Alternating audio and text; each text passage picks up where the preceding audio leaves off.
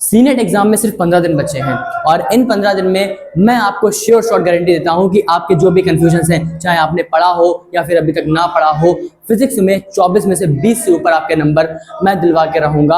आज आपको ऐसे इंपॉर्टेंट टॉपिक्स बताने वाला हूं जो आपने कर लिए तो आपका पूरा सीनेट ABVMU फिजिक्स का मास्टर ब्लूप्रिंट आपके हाथ में है और आप हर एक चीज बहुत इजीली कर पाएंगे एग्जाम में। मैं आपको इस वीडियो में बताऊंगा इंपॉर्टेंट टॉपिक्स। और सबसे बड़ी दिक्कत जो बच्चों की होती है कि सर हमें आता है, एग्जाम में हम भूल जाते हैं, तो फॉर्मूलाज, उन फॉर्मूलाज को कैसे यूज करना है, उनका एप्लीकेशन, ये सारी चीजें मैं आपको आज की इस वीडियो में बता दूंगा, जिससे कि हर एक बच्चा जो सीनेट की तैयारी कर रहा है फिजिक्स में 20 से ऊपर नंबर इजीली ला पाए। और जिसने पढ़ा होगा वो पूरे भी ला सकता है। पर अगर तुम मेरे जैसे हो, तुम एंड मोमेंट में पढ़ते हो, तब भी तुम एंड मोमेंट में पढ़ के 20 से ऊपर नंबर ला सकते हो। तो वीडियो एंड तक देखना, इसको शेयर करना अपने दोस्तों के साथ जिससे उनकी भी मदद हो सके। चलो स्टार्ट करते हैं। सबसे पहले हाई वेटेज टॉपिक के द्वारा golden strategy for senate physics mastery क्या होनी चाहिए। सबसे पहले अभी से ही डेली फॉर्मूला डाइट, फॉर्मूला की डाइट लेना चालू कर दो, मतलब फॉर्मूला पढ़ना चालू कर दो।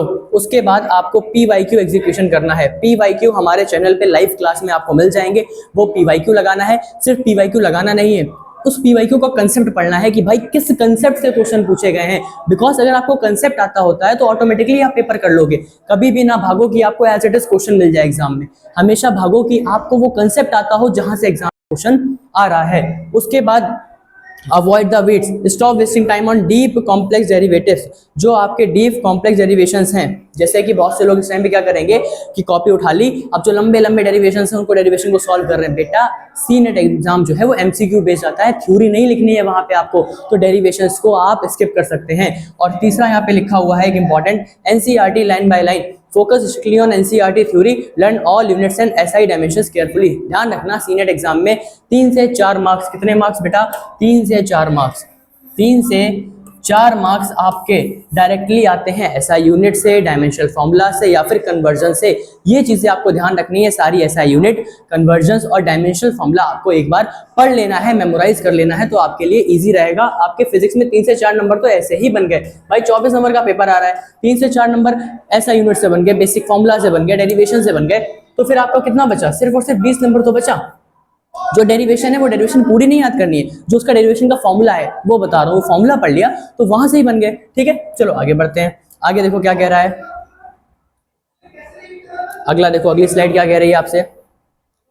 अगली स्लाइड आपसे कह रही है कि हाई यील्ड टॉपिक क्या हैं, कौन कौन से टॉपिक ऐसे हैं जो बहुत ज्यादा हाई यील्ड हैं। और ध्यान रखना जो सीनेट की फिजिक्स है वो 2 पार्ट में आती है, एक आती है आपकी फाउंडेशन, एक आती है आपकी एडवांस। तो अभी हम बात कर रहे हैं एडवांस लेवल की, कि एडवांस लेवल की फिजिक्स में क्या क्या आएगा। तो सबसे पहले जो करंट इलेक्ट्रिसिटी चैप्टर है ये आपको आना चाहिए, बिकॉज करंट इलेक्ट्रिसिटी से आपके रेजिस्टेंस से क्वेश्चन आएगा, ओम्स लॉ से क्वेश्चन आ जाएगा, व्हीटस्टोन ब्रिज से क्वेश्चन आ सकता है, किरचॉफ लॉ से क्वेश्चन आ सकता है, सीरीज पैरेलल रेजिस्टेंस से क्वेश्चन आ सकता है और रजिस्टिविटी से क्वेश्चन आ सकता है। ध्यान रखना रेजिस्टेंस और रजिस्टिविटी दोनों में फर्क होता है। उसके बाद रे ऑप्टिक्स, रे ऑप्टिक्स में आपको अभी मैं बताऊंगा आगे चल के कि कौन कौन से पॉइंट से एज इट इज क्वेश्चन पूछा जाता है। जितने भी फेनोमेना है, प्रिज्म का, रिफ्रैक्शन का, रिफ्लेक्शन का, डिफ्रैक्शन का, टिंडल इफेक्ट का, और आपका जिसमें ऑप्टिक फाइबर के बारे में पूछते हैं, ऑप्टिक केबल्स के बारे में पूछते हैं, हर एक चीज TIR, टोटल इंटरनल रिफ्लेक्शन, यहाँ सबसे क्वेश्चन आपके आते हैं। फिर इलेक्ट्रोस्टैटिक, इलेक्ट्रोस्टैटिक में ध्यान रखना जो आपका कूलम्स लॉ है KQ1 Q2/R², वहां से क्वेश्चन आएगा। और याद रखना पिछली बार क्वेश्चन आया हुआ है कि अगर हमने रेडियस कम कर दी तो बताओ क्या फर्क पड़ेगा चार्ज पे, या हमने डिस्टेंस कम कर दी या हमने चार्ज इधर उधर कर दिया तो क्या फर्क पड़ेगा। ये वाले क्वेश्चंस बहुत आते हैं जहां पे आपको डायरेक्टली और इनवर्सली प्रोपोर्शनल निकालना होता है। अगला देखो work energy power, work energy power से काइनेटिक एनर्जी से क्वेश्चन आएगा, पावर से क्वेश्चन आ सकता है, पोटेंशियल एनर्जी से क्वेश्चन आएगा, या फिर पूछ लेगा कि बताओ ये काम हो रहा है, अब इससे ये होने लगा तो ये कौन सा चेंज ऑफ एनर्जी है। आगे आपको सब देखने को मिलेगा। अगला है आपका मैग्नेटिज्म, मैग्नेटिज्म में भी आपके क्वेश्चन आते हैं, सोलेनोइड से क्वेश्चन आ सकता है, वेरी वेरी इंपॉर्टेंट है सोलेनोइड मैग्नेटिज्म में। फिर ह्यूमन आई और सेमीकंडक्टर, ह्यूमन आई भी आपको पढ़नी है और ईयर भी पढ़नी है। Human I and colourful world करके चैप्टर है, वो आपको पढ़ना है। आई में इसका क्या फंक्शन होता है वो पढ़ना है। 2023 में 2024 में यहाँ से क्वेश्चन आया हुआ है। अगला सेमीकंडक्टर, यहाँ से आपको गेट्स पढ़ने हैं, सिलिकॉन के बारे में पढ़ना है, ये बहुत इंपॉर्टेंट है। ठीक है, चलो आगे बढ़ते हैं। आगे क्या है, the physical world, unit measurement and error analysis, density का फॉर्मूला, एरर एनालिसिस जहाँ पे आपको लीस्ट काउंट पता होना चाहिए, उसके बाद आपका लिखा है एमसीक्यू रडार टारगेट, क्या क्या आ सकता है आपका इसमें से, डायमेंशनल फॉर्मूला आ सकता है, ऐसा यूनिट आ सकती है, या लीस्ट काउंट, या फिर वर्नियर कैलिपर से क्वेश्चन पूछ सकता है। पूरे चैप्टर में से आपको सब कुछ नहीं पढ़ना है, सिर्फ इन चीजों पे ज्यादा फोकस देना है, डायमेंशनल फॉर्मूला पे, ऐसा यूनिट पे, और लीस्ट काउंट पे। और फंडामेंटल क्वांटिटी भी आपको पढ़ लेनी है, जो बेसिक फॉर्मूलाज होते हैं वो बहुत ज्यादा इंपॉर्टेंट है। अगला देखो, अगला क्या लिखा है, काइनेमेटिक्स एंड डायनेमिक्स डैशबोर्ड। इसमें आपको तीनों इक्वेशन ऑफ मोशन पता होनी चाहिए, plus in 3 equation of motion से ही ग्रेविटी की भी इक्वेशन बनती है कि ऑब्जेक्ट ऊपर जाने पे क्या होगा, ऑब्जेक्ट नीचे आने पे क्या होगा, वो हम समझेंगे ग्रेविटेशन वाले चैप्टर पे, वो भी आपको पता होना चाहिए। उसके बाद आपको वेलोसिटी टाइम ग्राफ और डिस्टेंस टाइम ग्राफ पता होना चाहिए। Next, Newton's laws, motion and forces, second law का फॉर्मूला, मोमेंटम का फॉर्मूला और फ्रिक्शन का फॉर्मूला पता होना चाहिए। खास तौर से आपको याद रखना है कि पिछली बार एमसीक्यू कहां से बने थे, focus on law of inertia, action reaction pairs and distinguish static versus kinetic friction. यहाँ से क्वेश्चन आपके प्रीवियस ईयरली बन चुके हैं, तो आपको ये अच्छे से पढ़ना है। ध्यान रखना, इस वीडियो का ऑब्जेक्टिव ये है कि आपको वो सारे टॉपिक बताना जहां से क्वेश्चन आने की संभावना सबसे ज्यादा है। तो आपने सिर्फ वो कंसेप्ट पढ़ लिए, तो कोई भी क्वेश्चन उस कंसेप्ट से आ जाए आप इजीली सॉल्व कर लेंगे, और ऐसे करके आप 20 मार्क्स से ऊपर पा सकते हैं। अब आपको सब कुछ नहीं पढ़ना है, अब आपको वो पढ़ना है जो बार बार एग्जाम में पूछा जाता है। ठीक है, चलो अगला देखते हैं बेटा। अगला क्या बोल रहा है, the wave motion bridge energy to oscillation, work and power में वर्क डन। वर्क डन क्या है, W = Fs cos theta. Power का फॉर्मूला, एनर्जी का फॉर्मूला ½ mv², और पोटेंशियल एनर्जी का mgh, ये आपको पता होनी चाहिए। ध्यान रखना, इस वाले चैप्टर से एप्लीकेशन बेस्ड क्वेश्चन भी आपसे पूछ लेता है, तो एप्लीकेशन बेस्ड क्वेश्चन भी आपको पता होना चाहिए। जैसे कि जो आपके यहाँ मीटर लगा है, कमर्शियल मीटर लगा है, उसका क्या यूज है, ऐसे करके क्वेश्चन आपसे पूछ सकता है। क्या एमसीक्यू पूछा गया था एक बार, ऐसा unit of power, commercial energy unit क्या वगैरह होती है। ये एसएचएम से पिछली बार क्वेश्चन आया हुआ है, सिंपल हार्मोनिक मोशन से क्वेश्चन आ जाता है। टाइम पीरियड का फॉर्मूला पता होना चाहिए, फ्रीक्वेंसी 1/टाइम पीरियड होती है, ये पता होना चाहिए। एमसीक्यू क्या आता है, पेंडुलम के रिलेशन या फिर एसएचएम के कैरेक्टरिस्टिक्स। वेव से क्या क्वेश्चन आता है बेटा, wave equation V = F lambda.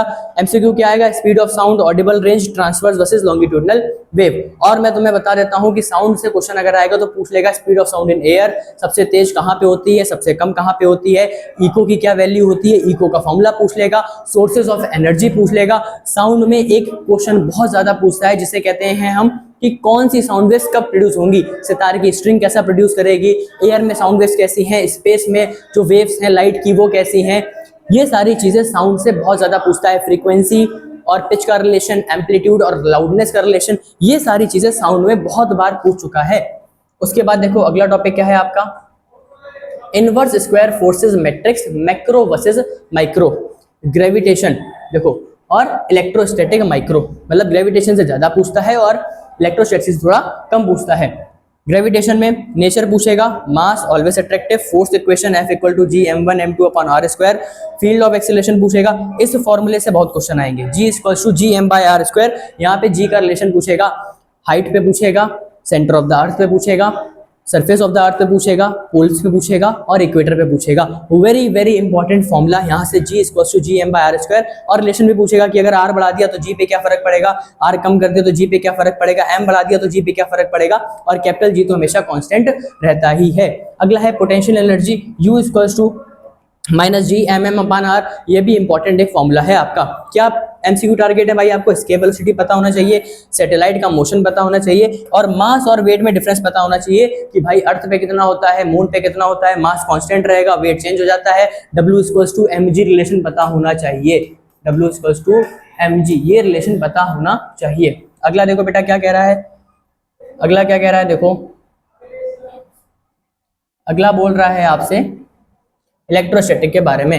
Electrostatic में नेचर ऑफ चार्ज, अट्रैक्टिव या फिर रिपल्सिव, फोर्स की equation F = K Q1 Q2/r²। यहाँ भी पूछ सकता है कि R को घटा दिया या बढ़ा दिया, क्या पूछ सकता है, R को लेट से हमने बढ़ा दिया तो फोर्स पे क्या होगा, देखो इनवर्सली प्रोपोर्शनल है तो फोर्स घट जाएगी, पर R के स्क्वायर से घटेगी। कैसे घटेगी, R के स्क्वायर से घटेगी। लेट से हमने R कर दिया 2 तो 2 का स्क्वायर = 4, और जब ऊपर जाएगा तो इनवर्सली हो जाएगा तो 4 चल जाएगी 1/4। ये सारी चीजें हमको पता होनी चाहिए, डायरेक्टली और इनवर्सली रिलेशन हमें पता होना चाहिए।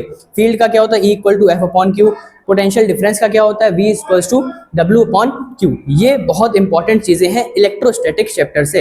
एमसीक्यू टारगेट क्या क्या है बेटा आपका, देखो nature of charges, electric field lines, unit of electric field, ये सारी चीजें आपको यहाँ से भी पता होनी चाहिए। चलो आगे बढ़ते हैं, आगे बढ़ते हैं। आगे क्या कह रहा है देखो, प्रायोरिटी प्रोटोकॉल करंट इलेक्ट्रिसिटी जो आपका हाईएस्ट वेटेज चैप्टर है, वहां से क्या क्या आएगा ये देखो, वहां से क्या क्या आएगा बेटा, zone 1 Ohm's law and resistance से क्वेश्चन आएगा, V equals to I R equals to rho L by A, इस फॉर्मूले के रिलेशन से भी क्वेश्चन आ सकते हैं, रेजिस्टेंस और रेजिस्टिविटी पूछ लेगा।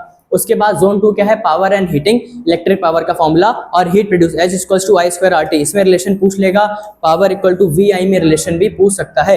ध्यान रखना ये एक अलर्ट लिखा हुआ है यहाँ पे, क्या अलर्ट लिखा है कि check parallel and series register combination, ध्यान रखना पैरेलल और सीरीज रेजिस्टेंस से भी क्वेश्चन पूछ सकता है। अगला देखो बेटा, अगला क्या लिखा है, रेड एमसीक्यू रडार क्या है आपका, फ्यूज के principle high resistance low melting point, fuse जो होता है वो कैसा होता है, क्या प्रिंसिपल है उसका, हाई रेजिस्टेंस है और लो मेल्टिंग पॉइंट है।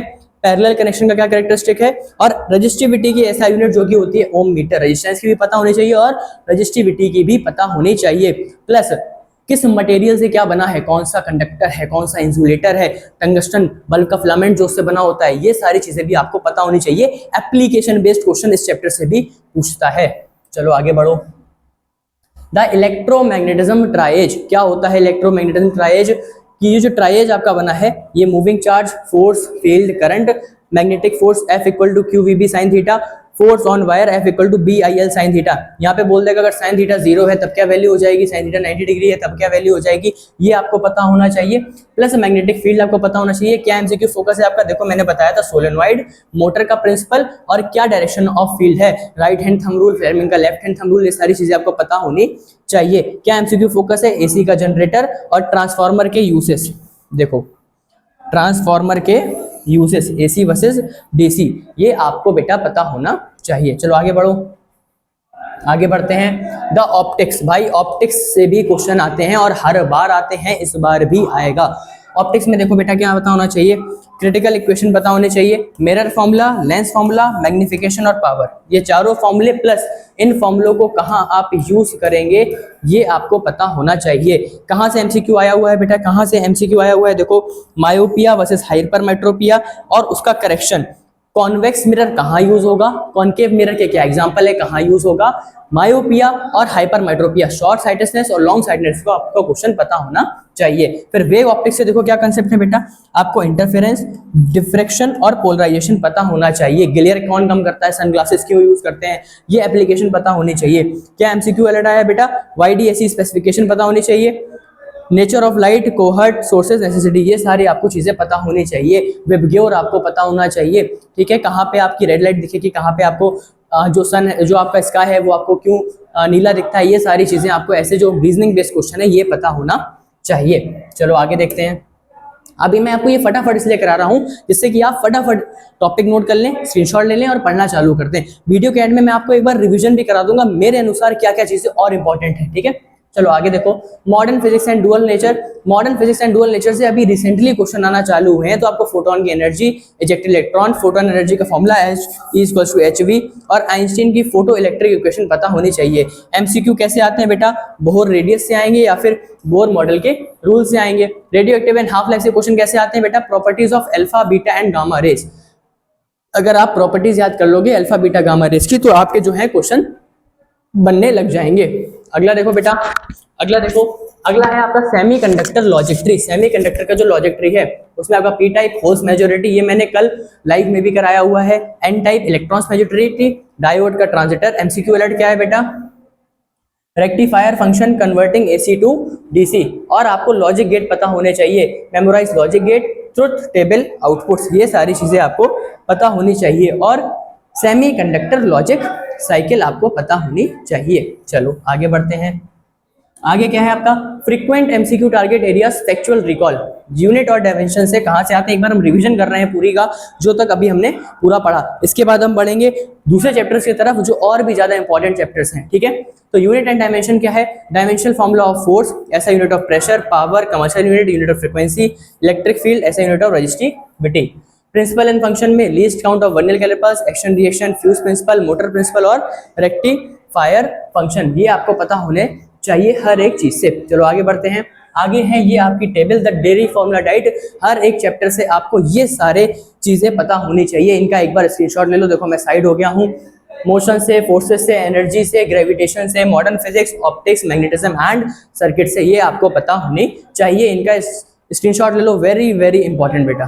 देखो हमारा मिशन रेडी है, बस आप पीवाईक्यू को एग्जीक्यूट करो और आप बिल्कुल सी नेट में अच्छे मार्क्स ला पाओगे। वीडियो भी खत्म नहीं हो रही है, एक और पीपीटी है आपके लिए जहां पे आपको और बाकी चैप्टर्स के बारे में भी हम बताएंगे। खोल लेता हूं मैं फटाफट वो पीपीटी भी। ये देखो बेटा, ये है आपकी सेकंड पीपीटी, आई थिंक ये वाली है।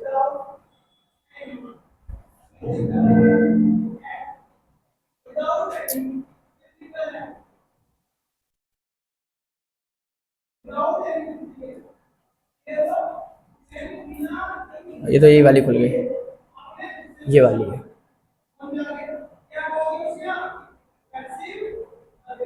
ये रही आपकी पीपीटी। ये एक पीपीटी और है जिसमें हमने सारी चीजें और अच्छे तरह से भी लिखी हुई हैं। जिन बच्चों को और भी अच्छा डिटेल में पढ़ना है वो ये पीपीटी भी जरूर देख के जाए। देखो real image, positive height, object zone, ये जो आपके रे डायग्राम्स होते हैं वहां से क्वेश्चन पूछा जाता है। क्या क्या एमसीक्यू अलर्ट है भाई? बेटा नेगेटिव हाइट लेंगे, ये एक्स एक्सिस है, वो वाई एक्सिस है, ये पॉजिटिव हाइट है, ये रियल इमेज यहाँ बनेगी, ऑब्जेक्ट यहाँ पे कहीं रखा होगा, ऑब्जेक्ट डिस्टेंस यू से लेंगे, is always negative. Convex focus जो होता है वो कैसा होगा बेटा? पॉजिटिव होगा। कॉन्वेक्स फोकस कैसा होता है? हमेशा पॉजिटिव होता है। उसके बाद देखो बेटा, ये देखो जो रियल इमेज है वो ये रियल इमेज में जोन है। पॉजिटिव हाइट कैसी रहेगी? एच नॉट रहेगी। नेगेटिव हाइट एमसीक्यू अलर्ट क्या आएगा? Real images are inverted. कैसी होती हैं रियल इमेजेस बेटा? देखो real images are inverted, so height is negative. कैसी होती है हाइट? नेगेटिव। कॉनकेव फोकस जो होता है वो कैसा होता है? नेगेटिव। डायरेक्ट यहीं से क्वेश्चन बनेंगे, एज इट इज यही क्वेश्चन आपके उठ के आएंगे एग्जाम में। अगला देखो ऑप्टिक्स स्पेसिफिकेशन डैशबोर्ड। मिरर्स के लिए फॉर्मूला पता होना चाहिए, मैग्निफिकेशन पता होना चाहिए। एमसीक्यू अलर्ट क्या है? Convex mirrors always form virtual image used in vehicles for wider field of view. इसका यूज भी आपको पता होना चाहिए। और भी बाकी सारे कॉन्वेक्स यूज के यूजेस और कॉन्केव के यूजेस आपको पता होने चाहिए। भाई शेविंग मिरर में कौन सा यूज होगा, नॉर्मल हम कौन सा मिरर यूज करते हैं, ये सारी चीजें हमको पता होनी चाहिए। डेंटिस्ट में कैसा मिरर यूज होगा, ये सब भी हमें पता होना चाहिए। क्या न्यूमेरिकल आ सकता है भाई? प्रॉब्लम दे देगा। कॉन्केव मिरर है, फोकल लेंथ है 10, ऑब्जेक्ट है यू है 20, फाइंड बी। एग्जीक्यूशन क्या फॉर्मूला लगाया आपने? 1/f equal to 1/b plus 1/u। Apply करे सारे साइन। स्टेप 3 में आपने रिजल्ट निकाल दिया। Image formed as 20 centimetre in front of the mirror, v आया -20। तो ऐसे करके ये देखिए सारा आपके लिए सॉल्व भी करके हमने रखा है। इसी प्रकार के आपको क्वेश्चन देखने को मिलेंगे। अगला देखिए ऑप्टिक्स स्पेसिफिकेशन डैशबोर्ड लेंसेज। ये लेंस फॉर्मूला है आपका 1/f equal to 1/v minus 1/u। Power equal to p equal to 1/f। Unit क्या है इसकी? डायोप्टर है। क्या है यूनिट इसकी? डायोप्टर है। आगे देखिए the vision diagnostic matrix. Myopia near sightedness होता है, जो मैंने भी पिछली बार आपको बताया था ना पिछली स्लाइड में, वही यहाँ पे एक्सप्लेन करके दिया गया है। ठीक है, तो आपके लिए और आसानी हो जाएगी। फिर आता है आपका हाइपरमेट्रोपिया, इसे हम फार साइटेडनेस कहते हैं। इसके सिम्टम, करेक्शन, और फिर एक और है ये जो इंपॉर्टेंट नीचे लिखा हुआ है, इसे कहते हैं cataract. Clouding of the eyes, natural lens affecting vision, required surgical correction. ये पीडीएफ अगर ये पीपीटी आपको चाहिए तो आपको नीचे कमेंट करना पड़ेगा कि सर हमें पीपीटी चाहिए, तो मैं आपको ये पीपीटी सेंड कर दूंगा। ये पीपीटी बहुत इंपॉर्टेंट है आप लोगों के लिए, इस बात का ध्यान रखिएगा। आगे देखो बेटा, atmospheric optics scattering and refraction. क्या होती है atmospheric optics scattering and refraction? ये जितने भी फेनोमेना है यहाँ से क्वेश्चन बनता है। क्वेश्चन कैसे बन जाएगा? एग्जाम में पूछेगा the phenomena which cause twinkling of stars. Stars की ट्विंकलिंग कौन सा फेनोमेना कराता है? तो आपको आंसर पता होना चाहिए, एटमॉस्फेरिक रिफ्लेक्शन ये चीज कराता है। Tyndall effect causes the sky to appear blue. देखो मैंने बताया था, वीडियो के स्टार्टिंग में ही बताया था, स्कैटरिंग ऑफ लाइट का ये फेनोमेना है। अगला एमसीक्यू हॉटस्पॉट क्या है? Red light is used for danger signals because it scatters the least and travels the farthest. Because सबसे कम वेवलेंथ होती है, सबसे कम स्कैटर्ड होगी और सबसे दूर तक ट्रेवल करेगी, इसलिए क्यों यूज होते हैं? डेंजर में। और इस प्रकार के सवाल आपसे सीनियर में पूछे जाएंगे, ये बात आप लिख के ले लीजिए, इस प्रकार का सवाल पूछता है सीनियर आपसे। अगला देखो बेटा, electrodynamics the power triangle, VIR, V equals to IR। Ohm's law, cover one variable to find the formula. ध्यान रखना एट कांस्टेंट टेम्परेचर होगा। Resistance R equal to rho L by A, ऐसा यूनिट ऑफ रेजिस्टिविटी आपका PYQ है। Electrical energy E equal to PT। Commercial unit क्या होती है? Kilowatt hour होती है। क्या होती है? किलोवाट आवर होती है। उसके बाद आपका आ जाएगा P V I, P equals to V I power का triangle, P equals to I square R, P equals to V square R. ये तीनों फॉर्मूले आपके पावर के होते हैं and it is very very important. चलो आगे बढ़ते हैं। आगे क्या लिखा है, circuit architecture series versus parallel. बेटा सीरीज पैरेलल से क्वेश्चन आएगा, ध्यान रखना सीरीज में कैसे जोड़ना है, पैरेलल में कैसे जोड़ना है। क्या एमसीक्यू है, parallel connection are used in homes to ensure appliances work independently. पूछा जाएगा घर में पैरेलल कनेक्शन क्यों यूज करते हैं, जिससे कि कैसे काम कर पाए, इंडिपेंडेंटली काम कर पाए। अगर सीरीज करेंगे एक फूक गया तो आगे वाले भी खराब हो जाएंगे, इसलिए कैसा यूज करते हैं, पैरेलल यूज करते हैं। न्यूमेरिकल कैसा आता है भाई, रेजिस्टेंस दे देगा, करंट दे देगा, कहेगा पावर बताओ, तो आपको पावर का फॉर्मूला पता होगा तो आप निकाल लेंगे। आगे बढ़ो बेटा। आगे क्या है, the 3D vector hand Fleming's rule. Magnetic field कौन बताएगा, करंट कौन बताएगा, थंब क्या बताएगा, फोर्स और मोशन बताएगा। ध्यान रखना magnetic force F equal to BIL sine theta. Blueprint note क्या है आपके लिए यहाँ पे, electromagnetic induction EMI E equals to -G phi dt। The generation of current via changing magnetic field, changing magnetic field होगा उससे क्या होगा, करंट जनरेशन होगा। चलो आगे देखो, electrodynamic engines and field properties. Electric Motors क्या करती है, convert electrical energy into mechanical energy. Conversion से एक क्वेश्चन जरूर आएगा, कुछ भी दे देगा कन्वर्जन से क्वेश्चन जरूर आएगा। इलेक्ट्रिक जनरेटर क्या करेगा, converts mechanical energy into electrical energy. Field line का डायग्राम दे देगा, क्या रूल है बेटा, रूल देख लो एक बार। Magnetic field lines never intersect, direction is north to south outside the magnet. दोनों लाइन गोल्डन लाइन है, एक ना एक क्वेश्चन यहाँ से बिल्कुल फंस सकता है कि magnetic field lines never intersect, direction is north to south. अगला देखो बेटा,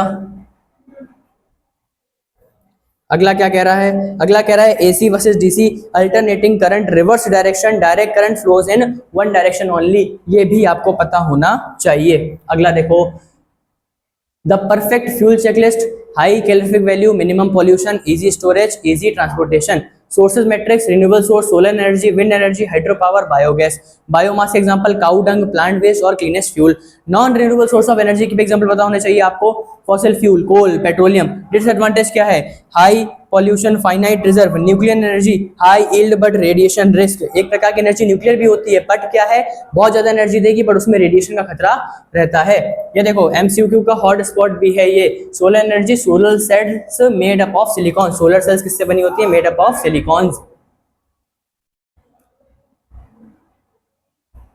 आगे बढ़ते हैं बेटा, एग्जाम डे के लिए क्या याद रखना है आपको, concave mirror, convex mirror, power of concave lens, SI unit, electric fuse works on और स्काई ब्लू क्यों दिखता है। सी नेट के लिए ये सारी चीजें आपको पता होनी चाहिए, ध्यान से देख लो इन चीजों को। Ohm's law, power, lens, defects, ये सारी चीज जितनी लिखी है आपको पता होनी चाहिए। ये हो गई आपकी स्लाइड खत्म। अब देखो लास्ट में मेरे अनुसार भी कुछ चीजें मैं आपको और बताऊंगा, वैसे तो इसमें सारी चीजें कवर हैं पर मेरे अनुसार भी आपको मैं कुछ चीजें बताऊंगा। इतना अगर आपने कर लिया जितना मैंने ये आपको सबको बताया तो ध्यान रखिए आपके 18 से 20 नंबर कहीं नहीं गए। इतना पढ़ लो, इतने कंसेप्ट पढ़ लो, क्वेश्चन प्रैक्टिस कर लो, पीवाईक्यू लगा लो, 18 से 20 नंबर आ जाएंगे। इन्हीं कंसेप्ट से पेपर बनता है। कुछ कंसेप्ट मैं आपको और बता रहा हूं वो और ध्यान रख लेना तो आपका काम बन जाएगा। Starting from chapter number 1 which is motion. Chapter number 1 which is motion. Motion में आपको पता होना चाहिए कौन सी क्वांटिटी स्केलर है, कौन सी क्वांटिटी वेक्टर है। मोशन में आपको एक्सेलरेशन वाला formula v minus you upon T ये सॉल्व करना आना चाहिए। प्लस और माइनस में एग्जामिनर आपको फंसा लेगा। फाइनल वेलोसिटी ज्यादा, इनिशियल वेलोसिटी कम तो आंसर आएगा पॉजिटिव में। फाइनल वेलोसिटी कम, इनिशियल वेलोसिटी ज्यादा तो आंसर आएगा आपका नेगेटिव में। ये चीज आपको पता होनी चाहिए। उसके बाद यहाँ पे आपको यूनिफॉर्म सर्कुलर मोशन से क्वेश्चन पता होने चाहिए। प्लस आपको ग्राफ्स पढ़ने हैं। कहाँ से पढ़ेंगे बेटा, सब हमने पढ़ा के रखा है आपको। यूनिफॉर्म सर्कुलर मोशन में ध्यान रखना स्केलर क्वांटिटी कांस्टेंट रहेगी और जो आपकी स्केलर क्वांटिटी कांस्टेंट रहेगी, जो आपकी वेक्टर क्वांटिटी है वो कांस्टेंट नहीं रहेगी। उसके बाद देख लीजिए अगला आपका जो चैप्टर है वो है आपका फोर्स। फोर्स में आपको ध्यान रखना है सबसे पहले मोमेंटम, मोमेंटम ध्यान रखना है। उसके बाद आपको ध्यान रखना है इसमें फ्रिक्शन और न्यूटन के तीनों law. First law of inertia भी याद रखना है, F=ma भी याद रखना है, और एक्शन रिएक्शन न्यूटन का जो थर्ड लॉ है वो भी आपको याद रखना है। यहाँ से भी क्वेश्चन बन सकता है। अगला है आपका वर्क पावर एनर्जी, जो मैं आपको पहले बता चुका हूँ। वहाँ पे आपको काइनेटिक एनर्जी पढ़नी है, और वर्क कब जीरो होगा, कौन से केस में, थीटा सॉल्व करना आना चाहिए, और √a² + b² होगा अगर 90 डिग्री होगा, परपेंडिकुलर होगा। उसके बाद आपका चैप्टर आता है साउंड भी मैंने आपको बता दिया है क्या क्या आपको याद करना है। उसके बाद आपसे जो क्वेश्चन पूछा जाएगा वो पूछा जाएगा लाइट से, लाइट भी मैंने आपको एक्सप्लेन कर दी है। उसके बाद है आपका मैग्नेटिज्म, वो भी आपको पीछे एक्सप्लेन कर दिया है कि क्या क्या आएगा क्या क्या नहीं आएगा। फिर बचता है सोर्सेज ऑफ एनर्जी, जिसमें आपको पता होना चाहिए कि किस एनर्जी को कन्वर्ट करके क्या बनेगा। ये है आपका पूरा ब्लूप्रिंट, जिसमें आप सीनेट में आराम से 20+ ला सकते हैं 15 दिन में पढ़ के। अगली वीडियो में बताऊंगा कि आने वाले 15 दिन में फिजिक्स के साथ साथ आप बाकी आपके सारे सब्जेक्ट, क्योंकि बहुत से बच्चों को दिक्कत होती है कि सर नर्सिंग, इंग्लिश, बायो हमें आती है, पर क्या हुआ अगर हम ये डब्बा गोल कर गए, क्या होगा। तो मैं आपको समझाऊंगा कि कैसे आप अपना एक 15 दिन का रिवीजन प्लान बना सकते हैं जो अनबीटेबल रहेगा, आपका कोई भी सब्जेक्ट उसमें छूटेगा नहीं। मिलता हूं नेक्स्ट वीडियो में, अपना ध्यान रखिए, अच्छे से पढ़ते रहिए। कोई भी डाउट है तो कमेंट करिए। मिलूंगा आपसे नेक्स्ट वीडियो में, बाय बाय।